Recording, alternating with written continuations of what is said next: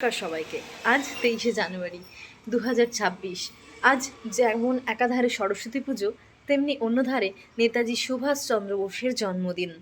তো আমি আমাদের বাড়িতে কিভাবে সরস্বতী পুজো উদযাপন করলাম, আসুন আপনাদের সাথে তারই কিছু অংশ শেয়ার করি।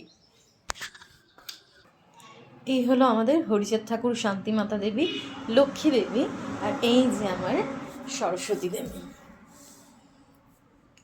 সকাল সকাল স্নান করে উঠে পুজো দিয়ে নিয়েছি।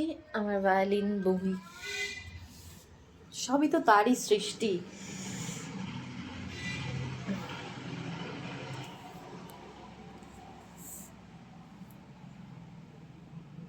কি মিষ্টি মুখখানি।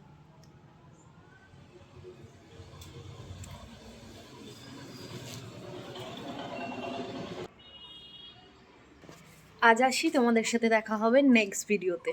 টাটা।